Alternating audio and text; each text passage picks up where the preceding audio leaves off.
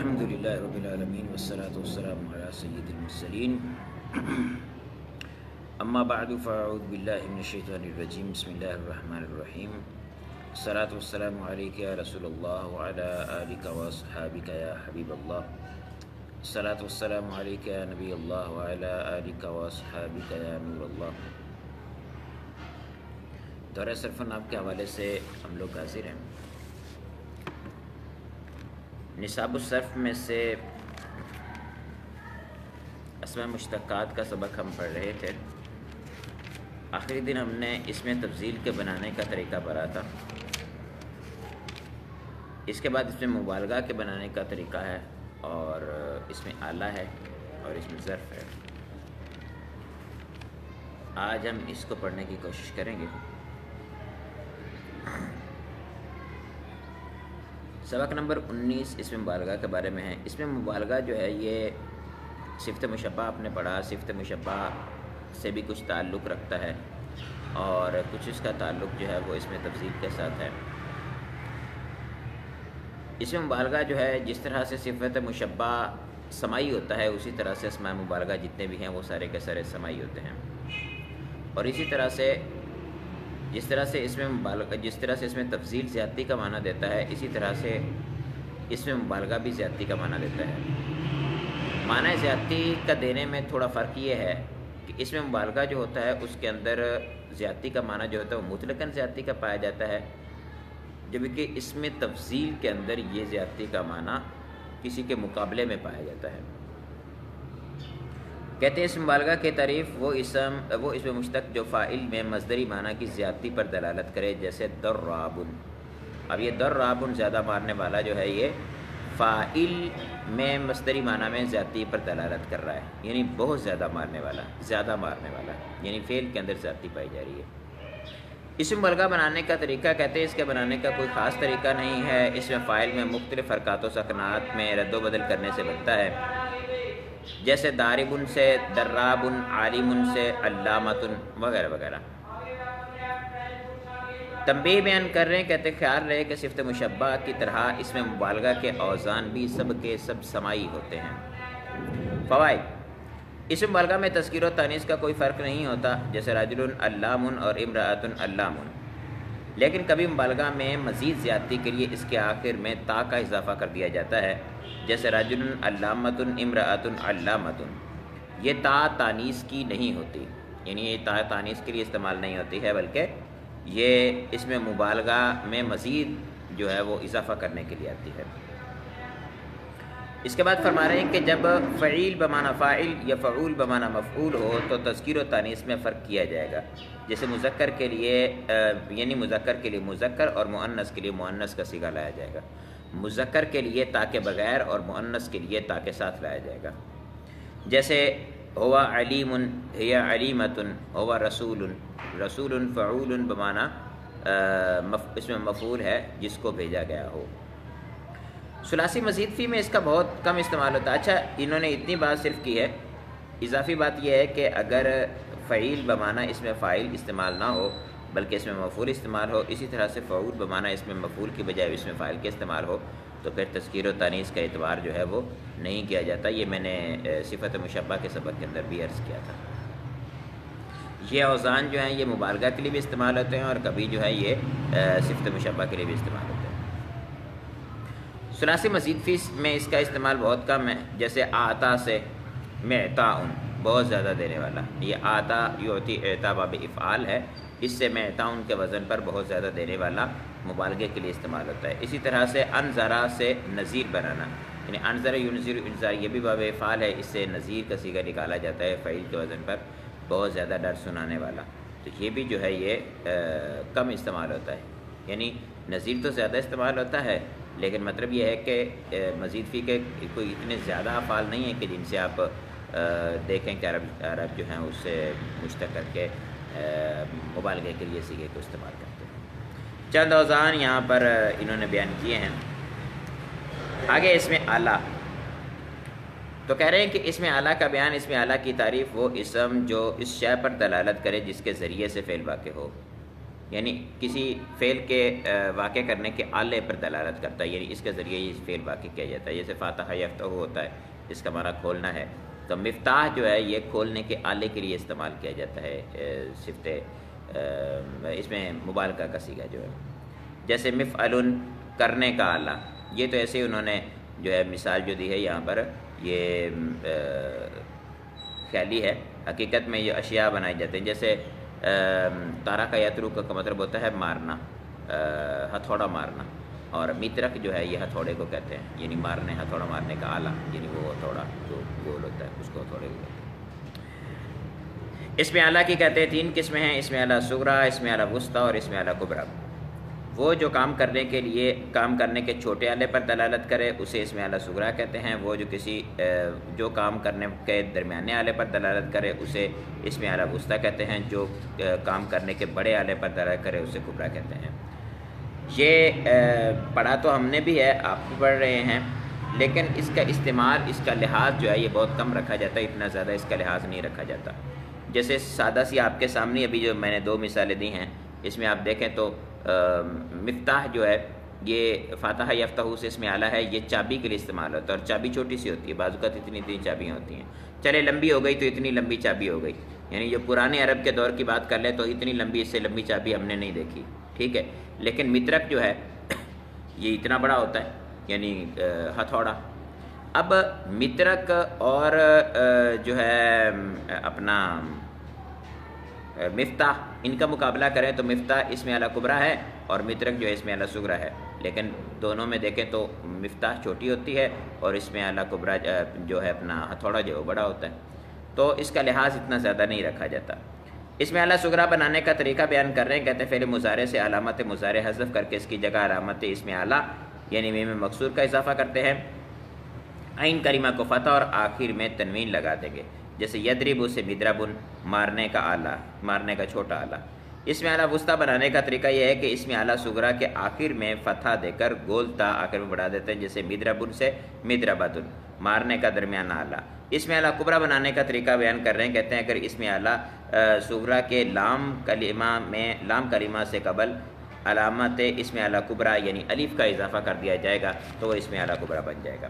اچھا، ان تینوں میں فرق یوں آپ کر سکتے ہیں اسم اعلیٰ کبریٰ اور اسم اعلیٰ صغریٰ کے اعتبار سے کہ اسم اعلیٰ کبریٰ جو ہوتے ہیں یعنی ایک ہی جو ہے وہ مادے سے اگر ہم اسم اعلیٰ صغریٰ اور اسم اعلیٰ کبریٰ بنانے کی کوشش کریں تو وہ باہم جو ہے وہ چھوٹے اور بڑے کے لیے دلالت کر سکتے ہیں. فائدہ بیان کر رہے ہیں. کہتے ہیں اسم اعلیٰ بنانے کے طریقوں سے ظاہر ہوتا ہے کہ یہ 3 اوزان پر آتا ہے: مفعل، مفعلۃ اور مفعال کے وزن پر. لیکن کبھی اسم اعلیٰ فاعل کے وزن پر بھی آتا ہے، جیسے خاتم. خاتم کہتے ہیں مہر لگانے کے آلے کو. خاتم یختم کا مطلب ہوتا ہے مہر لگانا کسی چیز پر. مہر لگانے کا مطلب جو ہم اسٹیمپ لگاتے ہیں، مہر لگانا.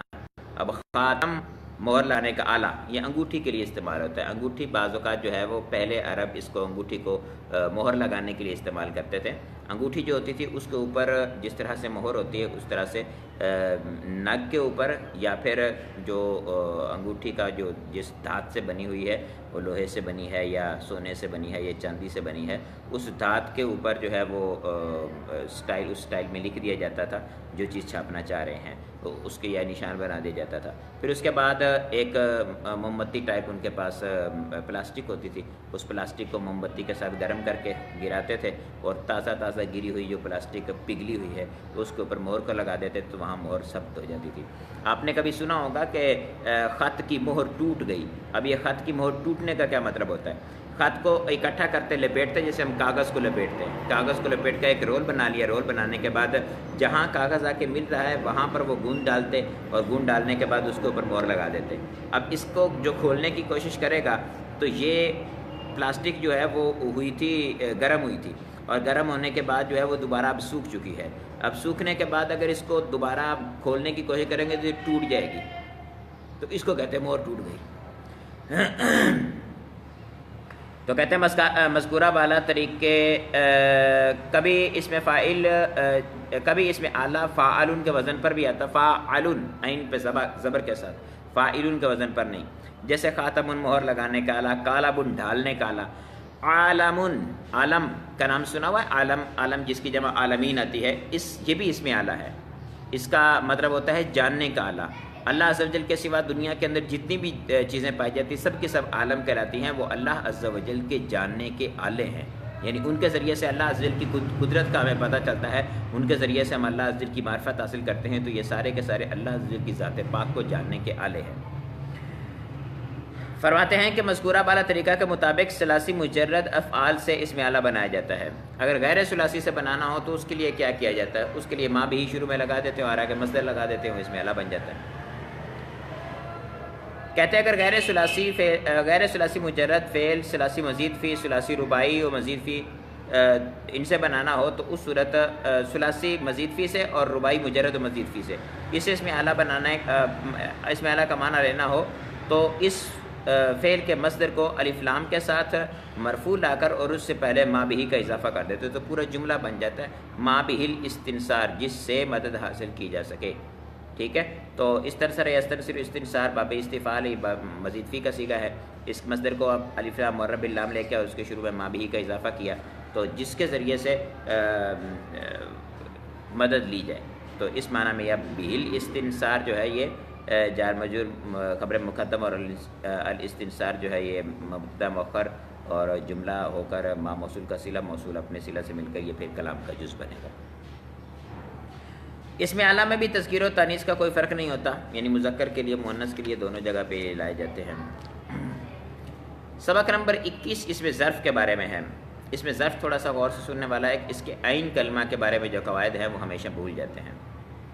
اس میں ظرف کی تعریف بیان کر رہے ہیں، کہتے ہیں وہ اسم جو کسی کام کے واقع ہونے کی جگہ یا وقت پر دلالت کرتا ہے، جیسے مضربن مارنے کی جگہ یا مارنے کا وقت۔ اس میں ظرف بنانے کا طریقہ بیان کر رہے ہیں، کہتے ہیں فعل مضارع میں علامت مضارع حذف کر کے اس کی جگہ علامت مضارع اس میں ظرف میم مفتوح کا اضافہ کریں گے، لام کلمہ پر تنوین لگائیں گے اور پھر عین کلمہ کو کیا کریں گے؟ عین کلمہ کریے یہ دو صورتیں بیان کر رہے ہیں، کہتے ہیں کہ اگر فعل مضارع مفتوح العین مضموم العین یا ناقص ہو تو عین کلمہ کو فتح دیں گے، جیسے یجمعو سے مجمعون، ینصرو سے منصرون، یدعو سے مدعا، ٹھیک ہے۔ عین کلمہ مفتوح ہو، مضارع کا عین کلمہ مفتوح ہو یا مضارع کا عین کلمہ مضموم ہو یا ناقص ہو تو اس کے عین کلمے کو فتح دیں گے، اور مضارع کا عین کلمہ مکسور ہو یا مثال ہو یا مضاف مکسور العین ہو تو عین کلمہ کو کسرہ دیں گے۔ یعنی مضاعف اور مثال اور ناقص کے بارے میں تو ہم مطلقاً کہہ سکتے ہیں کہ مثال کے اندر کسرہ اور جو ناقص ہے اس کے اندر فتح دیں گے، رہ جائے گا اجوف اور اپنا جو ہے وہ مضاعف، تو اس کا اعتبار صحیح والا کیا جائے گا کہ اس کے اندر اگر علامت مضارع مفتوح یا علامت مضارع مضموم ہو تو فتح دیتے ہیں اور اگر مکسور ہو تو کسرہ دیتے ہیں۔ بعض اہل صاف نے یہ جو فرمایا ہے کہ مضاف میں اس میں ظرف مطلقاً بروزن مفعل بفتح العین آتا ہے، دلیل یہ دی ہے کہ قرآن پاک میں لفظ مفر بفتح العین آیا ہے، حالانکہ یہ باب ضرب یضرب سے ہے، فر یفر ہوتا ہے، تو فرماتے ہیں کہ یہ صحیح نہیں کیونکہ مفر اس میں ظرف نہیں بلکہ مصدر ہے، یعنی مصدر میمی بھی تو ہوتا ہے نا ایک، تو مصدر میمی بھی ظرف کے وزن پر آتا ہے لیکن مفعل کے وزن پر آتا ہے۔ فائدہ بیان کر رہے ہیں، کہتے ہیں ثلاثی مجرد سے اس میں ظرف دو وزن پر آتا ہے، جیسے مفعل اور مفعیل، یعنی میم کی فتح کے ساتھ اور میم کی کسرہ کے ساتھ، اور کسی شے کی کثرت پر دلالت کرنے کے لیے اس میں ظرف مفعلاتن کے وزن پر بھی آتا ہے، یعنی اس کے ساتھ گولتا کا بھی اضافہ کر دیا جاتا ہے، جیسے مکتباتن کثیر کتابوں کا مرکز، مکتبہ جو ہے وہ کتاب کی جگہ کے لیے استعمال ہوتا ہے اور اس کے لیے جب تا لگا دی گئی تو مزید کثرت پر دلالت کرنے کے لیے استعمال ہوتا ہے۔ اسی طرح سے قبر سے مقبراتن ہوتا ہے، بہت بڑا قبرستان، اور اسی طرح سے مأسدتن، یہ اسد جو ہے حروف اصلیہ سے حمزہ سین اور دال، مأسدتن مطلب بہت بڑی کچھار شیروں کی، انہوں نے شیروں کا اکھاڑ دیا ہوا ہے، شیروں کی کچھار ہوتی ہے، شیر کی کچھار ہوتی ہے۔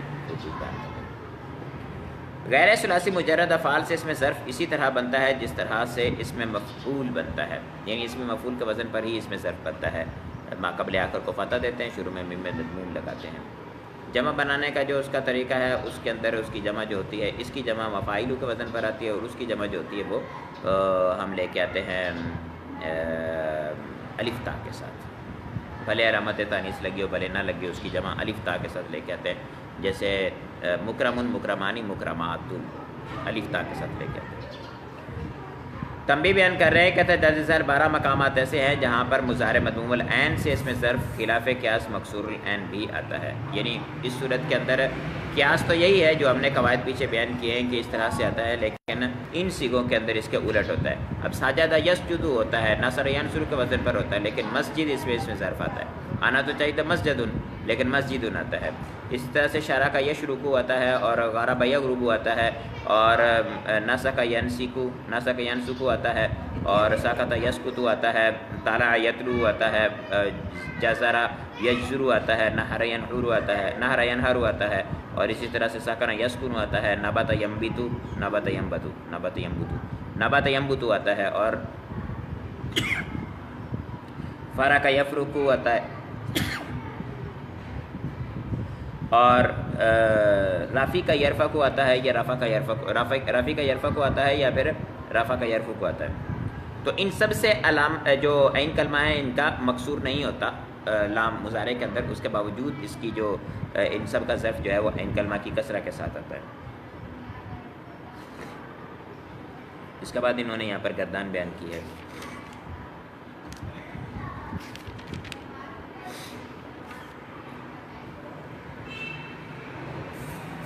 اس کے بعد سبق نمبر 22 فعل تعجب کا بیان ہے. کہتے ہیں کہ فعل تعجب کی تعریف وہ فعل جو کسی چیز پر تعجب کے اظہار کے لیے وضع کیا گیا ہو، جیسے ما احسنہ، کتنا حسین ہے شخص. اب اس مثال کے اندر ما احسنہ جو ہے یہ کسی چیز پر تعجب کے اظہار کے لیے ذکر کیا جا رہا ہے. اگر تعجب کے اظہار کے لیے ہو تو تب ما احسنہ استعمال کریں گے. اگر تعجب نہیں ہے بلکہ ہم تعریف بیان کرنا چاہ رہے ہوتے ہیں کہ کیا حسین بندہ ہے، تو اس صورت میں تعجب نہیں ہوتا، تو اس صورت کے اندر آپ اس کو استعمال نہیں کر سکتے، بلکہ اس کے لیے الگ الفاظ استعمال کرنے ہوں گے آپ کو. اگر تعجب ہو رہا ہے آپ کو تو اس صورت کے اندر آپ فعل تعجب کو لا سکتے ہیں. انشاء تعجب کے لیے فعل تعجب لایا جاتا ہے. فعل تعجب بنانے کا طریقہ بیان کر رہے ہیں. کہتے ہیں ثلاثی مجرد سے فعل تعجب کے 3 اوزان بنتے ہیں، ما افعلہ و افعل بہ اور فاعولا. اصل میں فعل تعجب بنانے کے 2 طریقے ہوتے ہیں، ما افعلہ اور افعل بہ. فاعولا جو ہے وہ قرآن پاک کے اندر وحسن اولئک رفیقا، یہ آیت کریمہ جو ہے اس کے اندر حسن استعمال ہوا ہے. وہ قرآن پاک کے اندر ایک ہی جگہ استعمال ہوا، اور عرب اس کو اس طرح سے استعمال زیادہ نہیں کرتے، جس کی وجہ سے اس کو اس وزن میں شمار کر لیا گیا. وگرنہ اصل میں جو زیادہ تر استعمال ہونے والے عرب کے اندر الفاظ ہیں وہ ما افعلہ اور افعل بہ ہے. اس کے بعد کہہ رہے ہیں کہ فعل مضارع سے علامت مضارع حذف کر کے اس کی جگہ پہ حمزہ مفتوح اور اس سے پہلے ما تعجبیہ کا اضافہ کرتے ہیں، اور عین کلمہ اور لام کریمہ کو فتح دے کر اس کے آخر میں ضمیر یا اس میں ظاہر منصوب بڑھاتے تھے. یہ لمبا چوڑا جو انہوں نے طریقہ بیان کیا ہے آپ اس کو چھوڑیں. اس کے لیے آسان سا طریقہ یہ رکھیں کہ شروع کے اندر جو ہے وہ ما تعجبیہ لے کے آئیں گے، اور اس کے بعد اس فعل سے باب افعال پہ ماضی کا صیغہ لے کے آئیں گے. باب افعال پہ ماضی کا صیغہ لے کے آئیں گے. شروع کے اندر آپ اس کے علامت جو ہے وہ شروع میں اس کے ما لے کے آئیں گے، اور اس کے بعد اسی فعل سے آپ باب افعال پہ لے جا کر اس کا ماضی کا صیغہ لے کے آئیں گے. آخر کے اندر آپ نے حاضمیر لگانی ہے یا کوئی اس میں ظاہر لگا دے، دونوں لگا سکتے ہیں. اور اسی طرح سے جو دوسرا صیغہ ہے اس میں یہی باب افعال سے ماضی کی بجائے باب افعال سے صیغہ واحد مذکر حاضر کا امر کا صیغہ لے آتے ہیں، تو اس صورت میں وہ اور اس کے ساتھ باجارہ لے آتے ہیں، باجارہ کے ساتھ اس میں ظاہر لے آئیں، اس میں ضمیر لے آئیں، تو اس سے اس میں جو ہے وہ فعل تعجب بن جاتا ہے. یہ لمبا چوڑا جو چکر بیان کر رہے ہیں، کہتے ہیں کہ جی اس کو حذف کریں تو اس کی جگہ وہ لگائیں، تو اس کو حذف کریں تو اس کی جگہ وہ لگائیں، تو ایسے کرنے کی حاجت نہیں ہے. فعل مضارع سے علامت مضارع حذف کر کے فا کریمہ کو فتح اور عین کلمہ کو دمہ اور لام کریمہ کو فتح دے دیجیے. یہ فعلو سے فاعولہ بن گیا.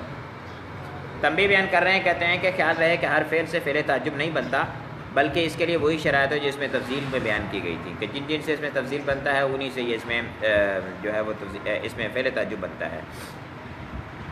وہاں پر جو ہم نے کہا تھا کہ ازید یا اشد اور اکبر وغیرہ کے صیغے لگا کر آپ مزید فی سے بنا سکتے ہیں، تو یہاں پر بھی ایسا ہی ہوتا ہے کہ انہوں میں سے کوئی چیز لگا سکتے ہیں، لیکن یہاں پر جہاں پر وہاں پہ ضمیر تھی، یہاں پر بھی جو ضمیر آ رہی ہے اس کی جگہ پہ آپ اس کو لے کے آ جائیں گے، کیا کہتے ہیں اس میں تفضیل کو، یعنی اس کو لے کے آ جائیں گے، مصدر کو لے کے آ جائیں گے اس کے.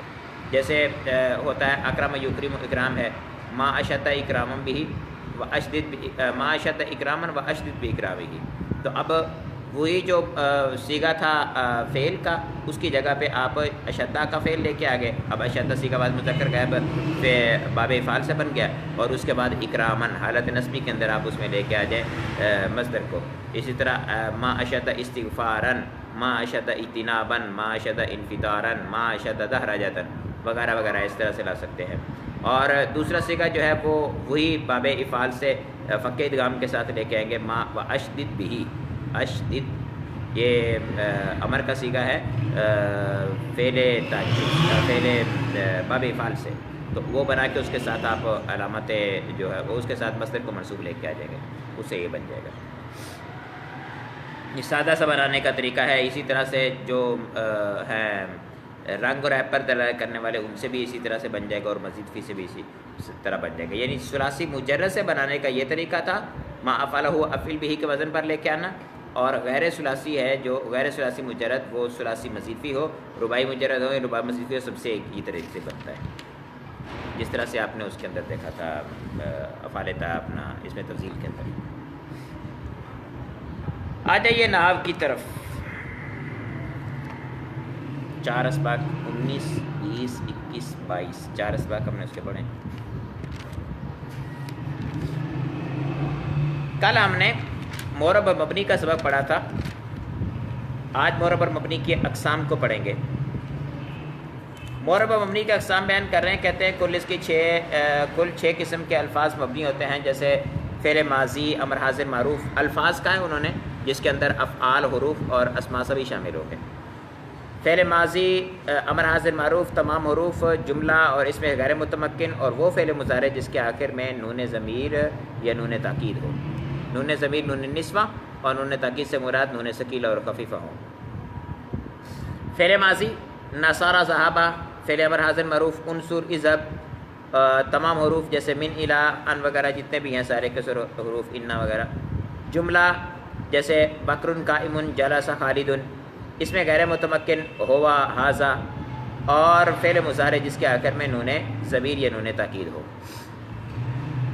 اچھا آپ یہ بات ذہن میں رکھیں، میں نے جب شروع کیا تھا تو وہاں پر بھی اس بات کی وضاحت کی تھی کہ جو اسماء ہوتے ہیں ان کے اندر اصل جو ہے وہ اعراب ہوتی ہے، اور افعال اور حروف جو ہوتے ہیں ان کے اندر اصل بنا ہوتی ہے. لیکن بعض اوقات افعال اسماء سے مشابہت رکھنے کی وجہ سے معرب ہو جاتے ہیں. اسی طرح سے اسماء جو ہیں بعض اوقات حروف یا افعال کے ساتھ مشابہت رکھنے کی وجہ سے مبنی ہو جاتے ہیں. تو جب اسماء جو ہیں وہ افعال یا حروف کے ساتھ مشابہت رکھنے کی وجہ سے مبنی ہو جائیں گے تو ان کو ہم کہیں گے اس میں غیر متمکن، یا اس کو ہم کہہ سکتے ہیں کہ یہ مبنی ہے، یعنی یہ اسم مبنی ہے، وگرنہ اسماء میں مبنی کم ہوتے ہیں.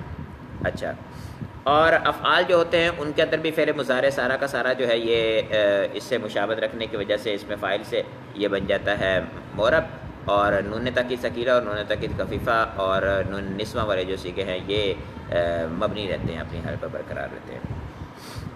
پھر فرما رہے ہیں کہ اور صرف 2 قسم کے الفاظ معرب ہوتے ہیں،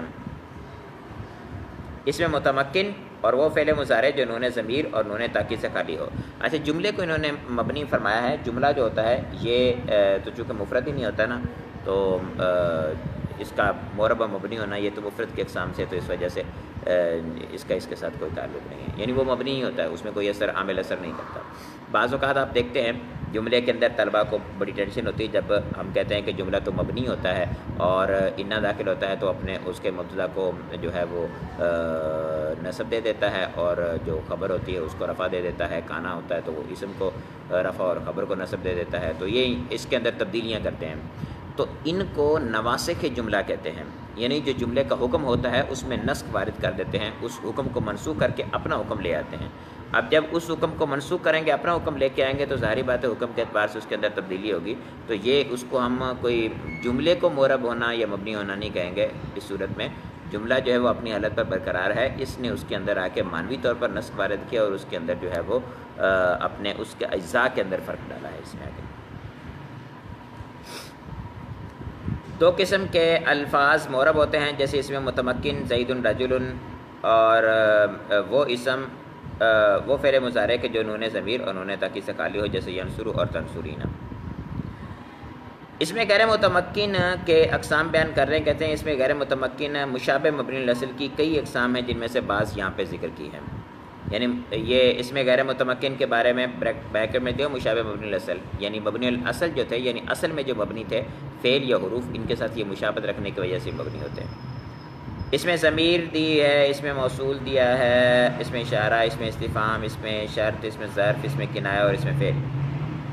ٹھیک ہے، ان میں سے ہر ایک کا میں نے آپ کو پہلے بھی عرض کیا تھا، جس طرح سے انشاء کے اندر بھی یہ آئے تھے کچھ چیزیں ان میں سے، اور کچھ چیزیں نہیں آئی تھیں. ان میں سے ہر ایک کے لیے الگ الگ ایک سبق آئے گا جس کے اندر مکمل ان کے قواعد وغیرہ سب چیزیں بیان کی جائیں گی.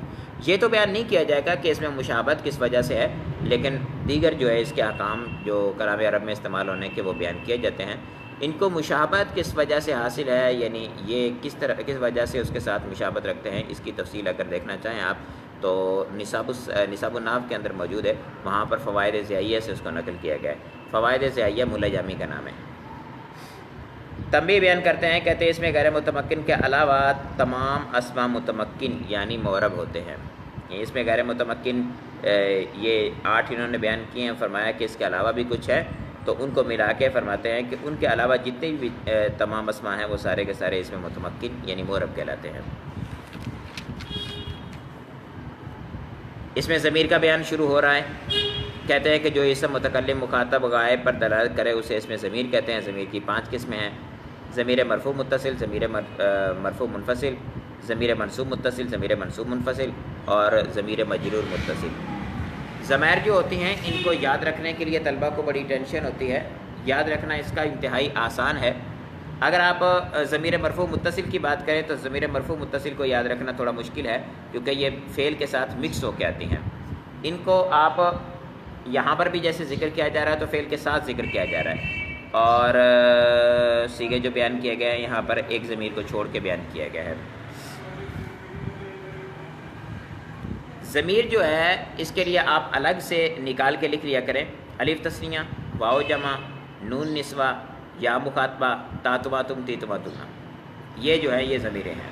اب ان میں سے کچھ مضارع کے ساتھ لگتی ہیں، ماضی کے ساتھ نہیں لگتی، کچھ ماضی کے ساتھ لگتی، مضارع کے ساتھ نہیں لگتی، کچھ جو ہے وہ دونوں کے ساتھ لگتی ہیں. اس کے اندر دیکھیں الف تثنیہ اور واو جمع جو ہے یہ ماضی اور مضارع دونوں کے ساتھ لگتے ہیں.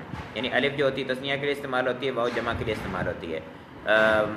الف جو ہے وہ مذکر مؤنث دونوں کے لیے استعمال ہوتی ہے، اور جو واو ہوتی ہے یہ صرف مذکر کے لیے آتی ہے. اس کے بعد نون نسوہ ہیں، یہ بھی یہ جو ہوتا ہے یہ مضارع کے اندر استعمال ہوتا ہے اور ماضی کے اندر بھی استعمال ہوتا ہے. اچھا، پھر اس کے بعد تا تما تم، تی تما تنا جو ہے یہ تونا، یہ سارے کے سارے ماضی کے ساتھ استعمال ہوتے ہیں، مضارع کے اندر استعمال نہیں ہوتے. اور یا مخاطبہ جو ہے مضارع کے اندر استعمال ہوتی ہے، ماضی کے اندر استعمال نہیں ہوتی. جیسے دربا دربا دربو، دربا تھا اس کے ساتھ الف لگی تو دربا ہو گیا، واو لگی دربو ہو گیا. پھر دربت کے ساتھ یہ تائے تانیث کیا، یہ ضمیر نہیں ہے. پھر اس کے بعد دربتا، پھر الف لگا، پھر دربنا، یہ نون نسوہ لگ رہا ہے اس کے ساتھ. پھر اس کے بعد دربتا دربتما دربتم، یہ تا تما تم لگ گیا. دربتی دربتما دربتنا، تی تما تنا لگ گیا. پھر اس کے بعد دربتو اور دربنا، اس کے اندر تو اور نا لگ گیا. اس کے ساتھ فعل مضارع کے اندر چلے جائیں، یدربو یدربانی، یدربانی میں الف تثنیہ لگ رہا ہے، یدربونا اس میں واو جمع لگ رہا ہے. یدربو یدربانی یدربونا، تدربو تدربانی اس میں پھر الف تثنیہ لگا، اور یدربنا جو ہے اس کے اندر نون نسوہ لگا. پھر تدربو تدربانی یہاں پر الف تثنیہ لگ رہا ہے، اور پھر اس کے بعد یدربونا تدربونا جو ہے اس کے اندر واو جمع لگ رہا ہے. پھر تدریبینا اس کے اندر یہ مخاطبہ استعمال ہو رہی جو کہ ماضی کے اندر استعمال نہیں ہوئی تھی.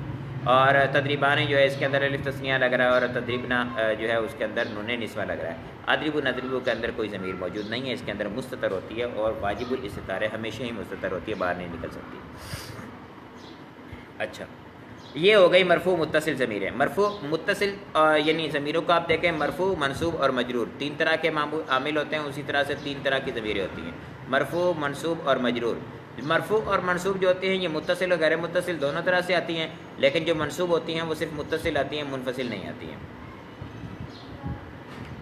تو مرفوع متصل آپ نے سن لی.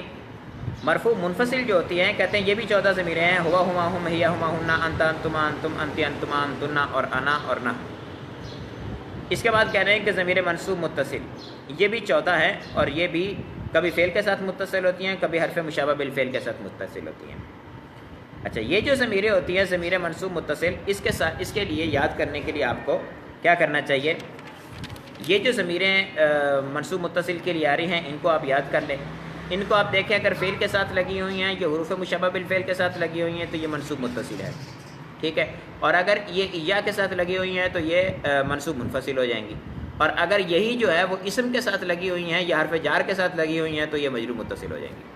اب ایک ہی ضمیر 3 جگہوں پہ استعمال ہوگی. آپ اس کو دیکھنے کی کوشش کریں. جیسے نصرہ، نصرہما، نصرہم، نصرہا، نصرہما، نصرہن، نصرکا، نصرکما، نصرکم، نصرکی، نصرکما، نصرکن. اب اس مثال میں دیکھیں آپ تو ہما ہم، ہا ہما ہننا، کا کما کم، کی کما کننا، اور یا اور نا ہے. اسی طرح انہو، انہما، انہم، یہاں دیکھیں یہاں پہ بھی ہما ہم، ہا ہما ہننا لگا ہوا ہے. تو یہ فعل کے ساتھ لگی ہے تب بھی وہی لگی ہوئی تھی، حرف مشبہ بالفعل کے ساتھ ہے تب بھی وہی لگی ہوئی ہے. منفصل میں آ جائے ایہو، ایہما، ایہم، یہاں پہ بھی دیکھیں ایہ کے ساتھ ہا ہما ہم، ہا ہما ہم، ہما ہم، ہا ہما ہننا، اور کا کما کم، کی کما کننا وغیرہ لگے ہوئے ہیں. اسی کے ساتھ آپ مجرور متصل کے اندر آ جائیں تو ولد کے ساتھ یعنی مجرور متصل جو ہوتی ہیں یہ بھی 2 طرح سے ہوتی ہے، اسم کے ساتھ یا پھر جار مجرور کے ساتھ ہوتی ہے، ہمیشہ متصل ہی ہے. ولدہ، ولدہما، ولدہم. تو اس مثال میں دیکھ لیں تو والدو ہو جو ہے یہ ہو، ہما ہم، ہا ہما ہننا، کا کما کم، کی کما کننا، اور یا اور نا. اچھا پھر حرف جارہ کے ساتھ لکھ لیں لہو، لہما، لہم، لہا، لہما، لہن. بالکل وہی ضمیریں ہیں جو بار بار استعمال ہو رہی ہیں، کوئی ضمیر تبدیل نہیں ہو رہی ہے. منصوب متصل، منصوب منفصل، مجرور متصل، تینوں کے لیے ایک ہی ضمیر استعمال ہوتی ہے. استعمال کے لیے مقام جو ہے اس کے آپ نے پیچھے دیکھنا ہے کہ کیا لگا ہوا ہے.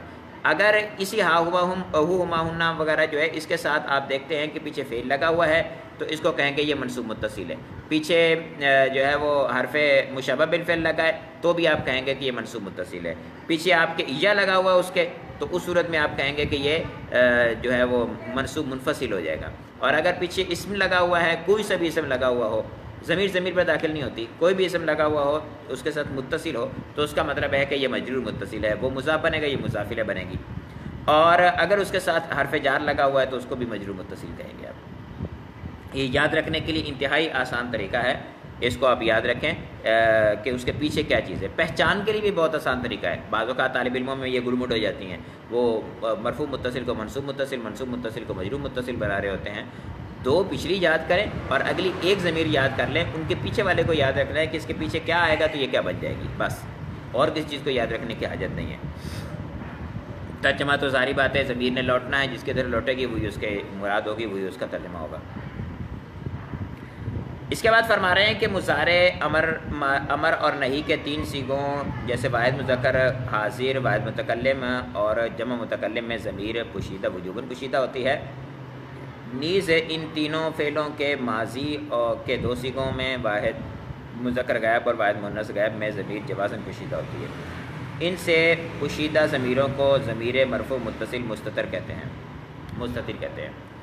یہ ذہن میں رکھیے جتنے بھی میں نے افعال آپ کو سنائے ہیں ماضی کے اور مضارع کے افعال، تو ان افعال کے اندر جو گردان میں نے آپ کو دونوں سنائی ہیں ان گردانوں کے اندر جہاں جہاں میں نے ضمیریں آپ کو بتائی ہیں کہ یہاں ضمیریں موجود ہیں، یہ ساری کی ساری ضمیریں بارز کرائیں گی. بارز یبرزو کا مطلب ہوتا ہے ظاہر ہونا، تو یہ بارز ضمیریں کہلائیں گی، یہ ظاہر ضمیریں کرائیں گی.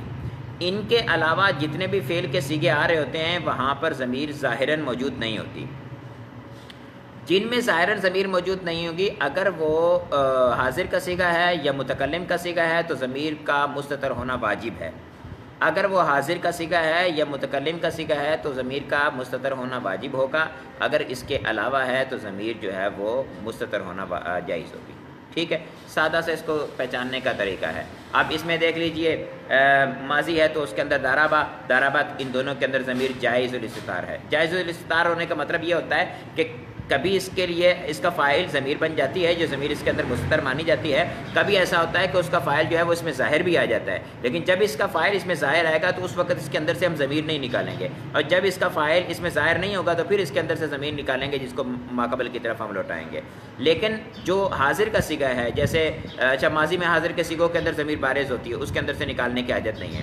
مضارع کے جو حاضر کا صیغہ ہے جیسے تدریبو ہے، اب تدریبو کے اندر انت ضمیر ہے، آپ سامنے بیٹھے بندے کو انتا کہہ رہے ہیں تو اس کا نام لے کے تو کبھی نہیں پکاریں گے نا، تو اس کے لیے یہی صیغہ استعمال کرنا ہوگا، اس کے لیے آپ نکال کے اس بندے کا نام ذکر نہیں کر سکتے، یعنی آپ تدریبو کہیں گے کہ تم مارتے ہو یا مارو گے، ٹھیک ہے، اور اسی طرح سے ادرب کہو گے مطلب ہے کہ تو مار، یا لا تدرب کہو گے کہ تو مت مار۔ اس کے لیے مذکر جو آپ کے سامنے مذکر حاضر موجود ہے اس کی طرف آپ ضمیر جو ہے اس کے اندر سے لوٹا رہے ہیں، انتا کی ضمیر، ظاہر ضمیر آپ کو لانے کی حاجت نہیں ہے، یا اس کے ساتھ اس میں ظاہر لانے کی حاجت نہیں ہے۔ کبھی کبھی ایسا ہو جائے اگر آپ دیکھیں کہ حاضر کا صیغہ بھی ہے اور اس کے ساتھ اس میں ظاہر بھی آ رہا ہے تو اس صورت کے اندر آپ اس کو بدل بنا سکتے ہیں۔ مثال کے طور پر انت زید، انت یعنی لکھا ہوا ہے کہ اپنا تضرب زید، یعنی تو زید نے مارا، تو اس صورت میں جو زید ہے یہ اس کا بدل بن جائے گا، اس کے اندر جو موجود ضمیر ہے، تو وہ الگ بحث ہے، لیکن عمومی طور پر ایسا آپ نے کبھی نہیں دیکھا ہوگا، شاید درس نظامی کے دور کے اندر تو نہ دیکھیں، اضافی کتابیں ہیں ان کے پڑھنے کا آپ کو ویسے شوق نہیں ہوتا تو نہیں نظر آئے گا آپ کو کہیں بھی۔ کہہ رہے ہیں کہ مضارع امر اور نئی کے 3 صیغوں میں واحد مذکر حاضر، واحد متکلم اور جمع متکلم میں ضمیر وجوباً پوشیدہ ہوتی ہے، نیز ان تینوں فعلوں کے ماضی کے 2 صیغوں جیسے واحد مذکر غائب اور واحد مؤنث غائب میں ضمیر جوازاً پوشیدہ ہوتی ہے۔ جوازاً وجوباً کی سمجھ آ گئی، جوازاً پوشیدہ ہونے کا مطلب یہ ہے کہ اس کو آپ پوشیدہ رکھیں گے، یہ جائز ہے، اس کے ساتھ آپ اس میں ظاہر لے ہیں اس کا فاعل وہ بھی جائز ہے، اور اسی طرح سے جو واجب الاستتار تھی یعنی جن کا وجوباً پوشیدہ ہوتی ہے اس کو واجب الاستتار، اس کو جائز الاستتار، یہ ایک اور اصطلاح بھی ہے، کسی جگہ یہ اصطلاح استعمال ہو جائے تو اس میں پریشان نہیں ہونا۔ تو جائز واجب الاستتار جو تھی صورت، اس صورت کے اندر ضمیر آپ باہر یعنی اس کا اس میں فاعل ظاہر نہیں لا سکتے، اس کا فاعل ظاہر نہیں لا سکتے، فاعل ہمیشہ اس کا مستتر ہوگا۔ اس کے بعد کہتے ہیں کہ مذکورہ 3 فعلوں کے علاوہ باقی 9 صیغوں میں فعل ماضی کے باقی 12 صیغوں کے اندر ضمیر ہمیشہ ظاہر ہوتی ہے، ان سب ضمیروں کو ضمیر مرفوع متصل بارز کہتے ہیں، جو میں نے آپ کو گنوائی تھی، الف تثنیہ واو جمع نون نسوہ تا تمات یا مخاطبہ تا تماتم تی تماتنا، یہ ساری کی ساری جو ہے یہ ساری کی ساری ضمیریں بارز ہیں، جب بھی فعل کے ساتھ آئیں گی تو بارز ہوگی۔ اچھا، ایک یہاں ہمارے طلبہ بیچارے غلطی کرتے ہیں، جس طرح سے فعل عامل ہوتا ہے اسی طرح سے شبہ فعل بھی عامل ہوتا ہے۔ شبہ فعل کے اندر تثنیہ اور جمع کے لیے ہمارے ہاں صیغہ کے ساتھ اعراب لگتا ہے، جیسے داربن ہے تو تثنیہ اس کی استعمال ہوتی ہے داربانی اور جمع اس کے استعمال ہوتی ہے داربونا۔ اب اس میں وہ الف اور جو واو ہوتی ہے اس کو یہ سمجھتے ہیں کہ یہ ضمیریں ہیں، یہاں پر الف اور واو جو ہیں یعنی الف تثنیہ اور واو جمع کے لیے نہیں آ رہا ہے، یہ ضمیریں نہیں ہیں بلکہ یہ اعراب ہیں، کیونکہ یہی جو صیغہ ہوتا ہے اس کو جب آپ حالت رفع کے اندر لے کے آنے الف لگ رہا ہے، حالت نصب و جری کے اندر لے جائیں تو داربانی داربینی ہو جائے گا۔ اسی طرح سے داربونا جو ہے اس کے ساتھ واو لگ رہا ہے تو ماقبل مضموم، تو اس کو آپ حالت نصب و جری میں لے جائیں تو اس صورت میں داربینا ہو جاتا ہے۔ تو اگر یہ ضمیر تھی تو پھر تبدیل کیسے ہو گئی؟ یعنی عامل کے اثر کی وجہ سے تبدیل ہوگی، ضمیر تو مبنی ہوتی ہے، اس نے کہاں سے تبدیل ہونا ہے؟ ضمیر جو ہے وہ ماقبل کی مناسبت وغیرہ سے ہو سکتی ہے، ویسے تبدیل نہیں ہوتی، تو یہ تبدیل ہونا بتا رہا ہے کہ یہ ضمیریں نہیں ہیں، یہ اعراب ہے۔ اور ویسے بھی آپ اعراب کے بارے میں جو پڑھا ہے آپ نے کہ اعراب الف واو یا بھی ہوتے ہیں، تو الف واو یا جو ہے وہ اسماء کے اندر اعراب آتے ہیں، عامل کے مطابق وہ تبدیل ہوتے رہتے ہیں، اور جب اس کے بنانے کا طریقہ آپ نے پڑھا تھا تو اس کے اندر بھی آپ نے پڑھا تھا کہ داربانی داربینی دونوں طرح سے، مسلمانی مسلمینی دونوں طرح سے آپ اس کی تثنیہ اور اسی طرح سے مسلمون مسلمینہ دونوں طرح سے اس میں اس کی جمع بنائی جا سکتی ہے، اور کب اس کو کون سی جمع یا کون سی اس کی تثنیہ کا صیغہ جو ہے وہ لیا جائے گا، اس کو انشاءاللہ سبق نمبر 21 کے اندر آ رہا ہے جہاں پر اعراب کی مختلف صورتیں بیان کرتے ہیں۔ اس کے بعد اس میں اشارہ کا سبق بیان فرما رہے ہیں، کہتے ہیں کہ جو اسم مبصر یعنی نظر آنے والی چیز کی طرف اشارے کے لیے وضع کیا گیا ہو اسے اس میں اشارہ کہتے ہیں۔ مبصر نظر آنے والی، آنکھوں سے نظر آنے والی چیز ہو اس کی طرف اشارہ کیا جائے اس کو مبصر کہتے ہیں، تو اس کی آنکھوں سے نظر آنے والی چیز اس کی طرف اشارہ کے لیے وضع کی گئی ہو اسے اس میں اشارہ کہتے ہیں۔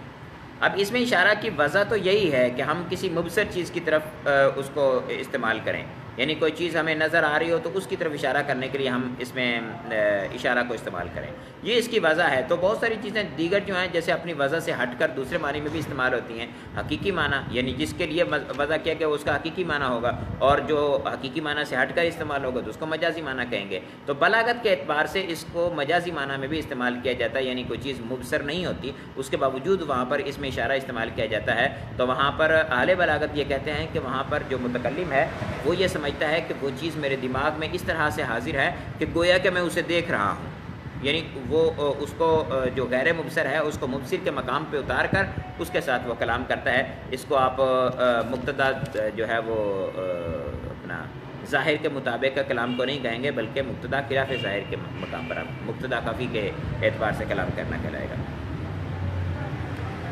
اور جس چیز کی طرف اشارہ کیا جائے اس میں اشارہ کے ذریعے سے اسے مشار الیہ کہتے ہیں. جیسے حاضل قلم و ذالک الکتاب، یہ قلم یہ کتاب. اب اس میں حاضل قلم میں حاضہ اس میں اشارہ اور القلم مشار الیہ بنائیں گے. تو حاضہ اس میں اشارہ ہے، القلم مشار الیہ ہے، تو یہ اس میں اشارہ مشار الیہ میرے اب کلام کا جز بنے گا. یہ مبتدا خبر نہیں ہے.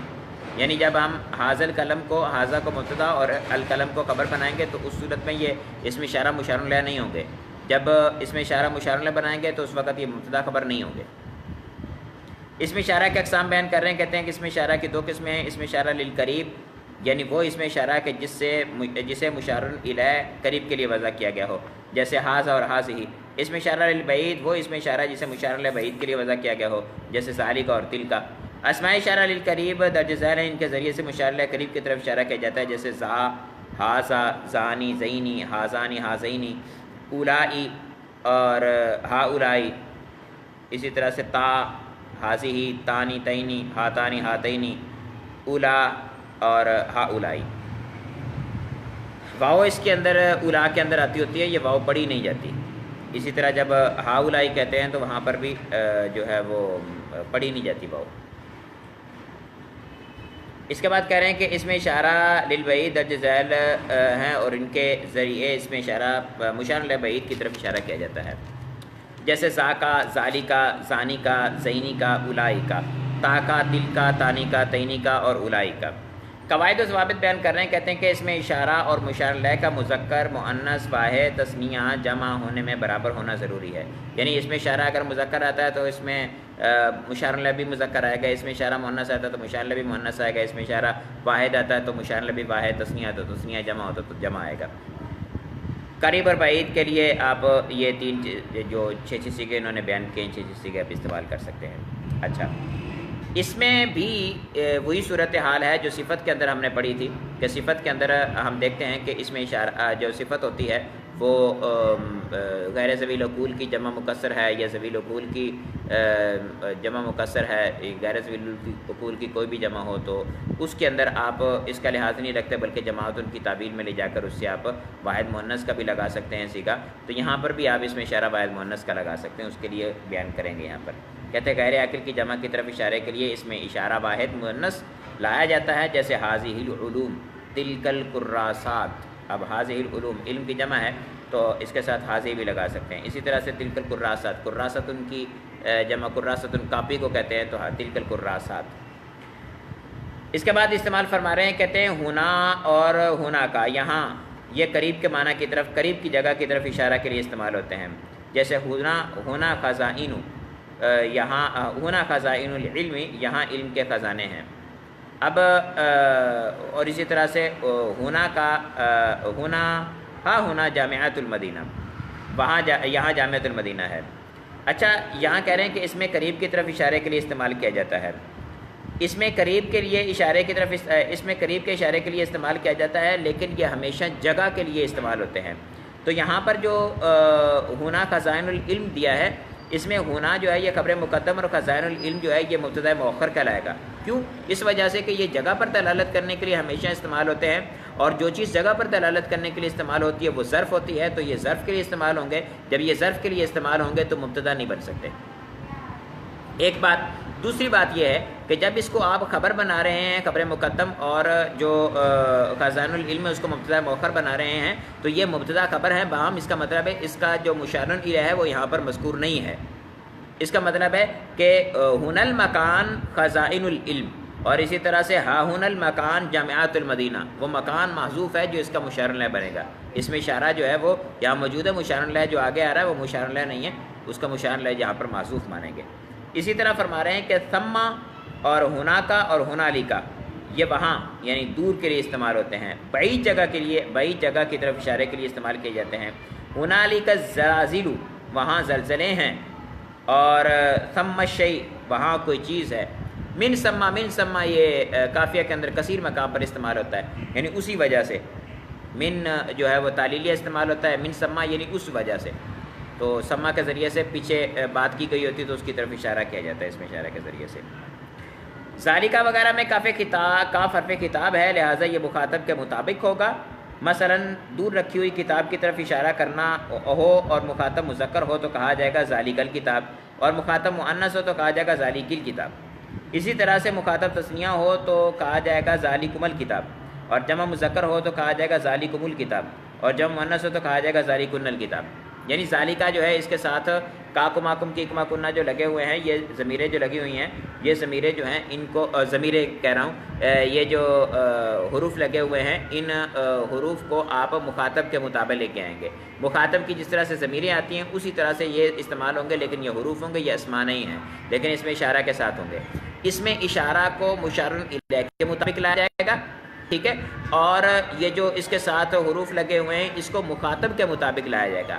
آپ کی جیسے یہاں پر مثال مستعصم نے دی ہے تو وہاں پر ذالکہ جو اس میں اشارہ ہے، اس میں اشارہ جو ہے وہ کتاب کے مطابق لے کے آ رہے ہیں۔ کتاب واحد ہے، مذکر ہے تو اس کے لیے اس میں اشارہ واحد اور مذکر لے کے آئے ہیں، لیکن جو اس کے ساتھ کاف لگا ہوا ہے وہ کاف اس کو آپ دیکھیں گے کہ مخاطب آپ کا ایک بندہ ہے، دو بندے ہیں، تین بندے ہیں، یا عورت ہے، ایک ہے، دو ہیں، کثیر عورتیں ہیں، تو ان کے مطابق لے کے آئیں گے، کاکماکم کیکماکنہ کے ساتھ لے کے آئیں گے۔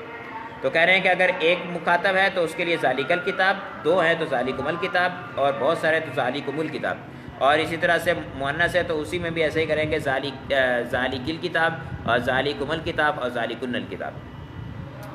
ٹھیک ہے جی، ہمارا اسماء اشارہ کا سبق ختم ہوا، اس کے بعد اسم موصول کا سبق ہے جس کو انشاءاللہ عز و جل ہم کل پڑھیں گے۔ کسی قسم کا سوال ہے تو بیان کیجئے۔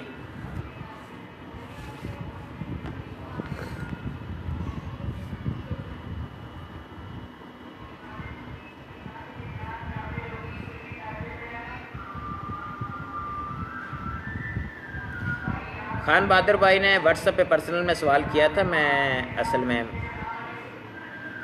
رات کو میں نے سنا تھا وہ سوال، اسکرین شاٹ کے ذریعے سے میں جواب دینا چاہ رہا تھا، لیکن نا ابھی کوئی ترکیب بن نہیں پائی۔ انشاءاللہ آج رات کو آن لائن میں جاؤں گا تو وہاں سے انشاءاللہ اسکرین شاٹ جو ہے وہ لے کے آپ کو جواب میں ضرور سینڈ کروں گا۔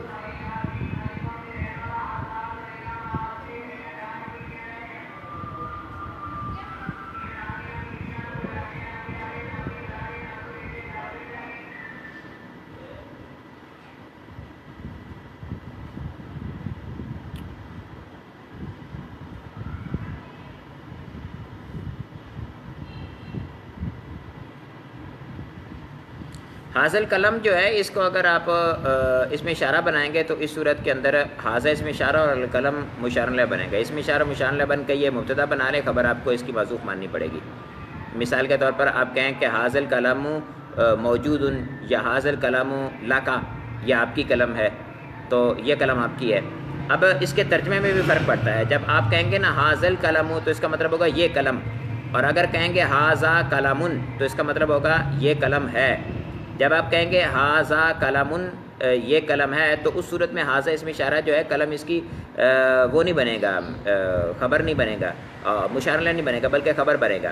اس صورت میں اس میں اشارہ کا جو مشار الیہ اس کو آپ معذوف مانیں گے۔ اس صورت میں آپ کہیں گے جب آپ کہتے ہیں نا حاضا قلم یہ قلم ہے تو اب آپ اس میں اشارہ کا جو مشار الیہ اس کو معذوف مانیں گے شیء، جیسے حاضا الشیء قلم، یہ چیز قلم ہے تو اس کا مشار الیہ معذوف مانیں گے۔ یعنی جب خبر بنے گا تو وہ اس وقت جو ہے اس کے اس میں اشارہ کا مشار الیہ نہیں بن سکتا۔ اس میں اشارہ مشار الیہ کی ترکیب تقریباً موصوف صفت والی ہوتی ہے، کبھی متلمین و بدل کی صورت بھی بن جاتی ہے۔ تذکیر و تانیث فاعل تثنیہ جمع رفع نصب جر کے اندر جس طرح سے مطابقت ہوتی ہے اسی طرح سے یہاں پر بھی مطابقت ہوتی ہے۔ اس میں اشارہ تو مبنی ہوتا ہے، اس پر تو کوئی چیز نظر نہیں آتی ہے۔ واحد تثنیہ جمع کے اندر تو ظاہری باتیں نظر آئے گا، لیکن جو ہے وہ رفع نصب جر کے اندر نظر نہیں آئے گا، تو وہ اس میں اشارہ کا جو مشار الیہ آ رہا ہوتا ہے اس میں آپ کو نظر آتا ہے۔ اللہ اکبر۔